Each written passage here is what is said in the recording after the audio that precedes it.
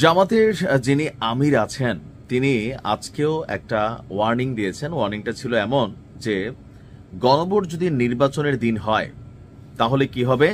Genocide হবে। Genocide বুঝছেন তো, মানে গণহারে মানুষ মইরা টইরা অস্থির একটা অবস্থান হবে নির্বাচনের দিন যদি গণভোট হয়। বা এটা নিয়ে জামাতের লাগাতার একটা কর্মসূচি ছিল, কিন্তু ইউনূস সরকার বা ডক্টর ইউনূস জামাতের এই সকল বক্তব্যকে পাত্তা না দিয়ে নির্বাচনের দিনই গণভোট আয়োজনের জন্য সিদ্ধান্ত নিয়েছেন। আর এই দাবিটা ছিল বিএনপির যে গণভোট হতে হবে নির্বাচনের দিন। তবে সরকারের পক্ষ থেকে বেশ কিছু বক্তব্য ছিল। আমাদের ইসি যারা এই নির্বাচনটাকে পরিচালনা করবেন তারাও বলছিলেন যতই চ্যালেঞ্জ হোক গণভোট নির্বাচনের দিনই তারা করার সক্ষমতা রাখে। তারপর আমরা এটা নিয়ে দেখছি যে 17-18 নভেম্বর থেকে একটা বড় ধরনের কি বলা হয় যে প্রতিবাদ, যমুনা ঘেরাও বা সেখানে অবস্থান, অনেক কর্মসূচি জামাত দিয়ে রাখছে। ডক্টর ইউনূসকে নিয়ে আঙ্গুল বাঁকা সোজার অনেক কথা বলতেছে, কিন্তু ডক্টর ইউনূস অন ফায়ার। এমনকি ওনার এই সিদ্ধান্তটা এটা বিএনপির পক্ষেই গেছে।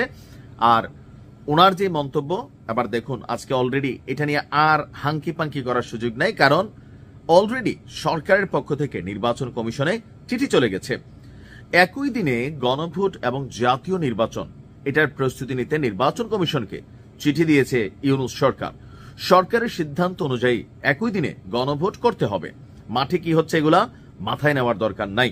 আর আজকে এই তথ্য জানিয়েছেন ইসি সচিব আক্তার আহমেদ।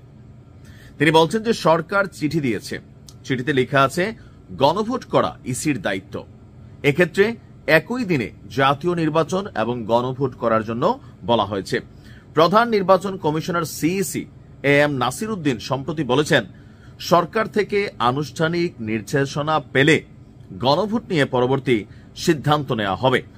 এখন এই যে সিদ্ধান্তটা আসছে এটাতে লাভ কার হয়েছে, ক্ষতি কার হয়েছে? কেন সরকার বিএনপিকে খুশি করতে কি গণভোটটা আসলে জাতীয় নির্বাচনের দিন চাচ্ছেন নাকি অন্য কারণ? সরকারের বক্তব্য অন্য কারণ, যে একটা গণভোট করতে গেলে যে আয়োজনটা হবে, যে খরচটা হবে, এই খরচের যে টাকাটা এটা এই মুহূর্তে রাষ্ট্রে নাই। বাংলাদেশের অর্থনীতি এই মুহূর্তে যথেষ্ট মুখ থুবড়ে পড়ে আছে। আপনি ওই প্রেস সচিব শফিকের কথা শুনে আপনি খুশি হওয়ার কোনো কারণ নাই। আপনি দেখছেন যে কি পরিমাণ ঋণ বাংলাদেশের হয়েছে, কি পরিমাণ কি বলা হচ্ছে অর্থনীতিতে ধস বাংলাদেশের নামছে, বিনিয়োগে কি পরিমাণ মারা খাচ্ছে বাংলাদেশে এই মুহূর্তে। তো সকল কিছু মিলিয়ে একটা নির্বাচন তো মুখের কথা না। তো সরকারের বক্তব্য এই মুহূর্তে কৃচ্ছতা সাধন, অর্থাৎ অপ্রয়োজনীয় মেগা প্রকল্প বয়কট করা হচ্ছে, অপ্রয়োজনীয় রাষ্ট্রের যে খরচ এগুলাকে বয়কট করা হচ্ছে।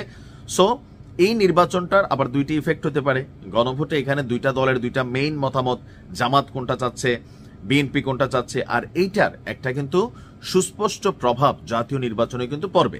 আর জামাত এই কারণেই চাচ্ছে, জামাতের যে কনফিডেন্স লেভেলটা থাকে একটা প্রি টেস্ট পরীক্ষা। আমার ধারণা যে গণভোটে জামাতের যদি কি বলে যে জামাতের যদি হ্যাঁ জিতে, এটা জাতীয় নির্বাচনের আগে একটা সারা বাংলাদেশের সার্বিক একটা অবজারভেশন ইস্যু বা রেজাল্ট চলে আসবে, যেটা আগামী জাতীয় নির্বাচনের জন্য জামাতের জন্য অনেক সহায়ক হবে বা কল্যাণকর হবে।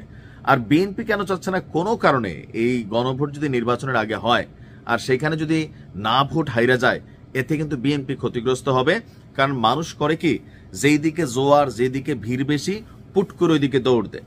এটা সকলে মানতে বাধ্য হবেন যে ডাকসু, জাকসু, রাকসু, চকসু, পকসু যা আছে, এই নির্বাচনগুলো জাতীয় নির্বাচনের মাঠে একটা ভূমিকা রাখছে। সবকিছু মিলাইয়া অল ওভার সরকার অর্থনৈতিক ইস্যুতে, আর সিইসি বলছে আমরা পারবো, নির্বাচন কমিশন বলছে গণভোট জাতীয় ভোট একদিনে হবে, অনেক টাকাও খরচ হবে, তারাও কিন্তু অঙ্ক দেখাইছে এত টাকা রাষ্ট্রের বাজেট আছে কিনা। তো সবকিছু মিলিয়ে বাট দিন শেষে সিদ্ধান্তটা বিএনপির পক্ষেই গেল, জামাতের বিপক্ষে গেল। এবং জামাতের এই হুমকি টুমকি বা ধরেন বিভিন্ন যে বক্তব্য আসতেছে, পজিটিভ নেগেটিভ মন্তব্য, সরকার এগুলোকে পাত্তা দিচ্ছে না। Doctor Yunus on fire.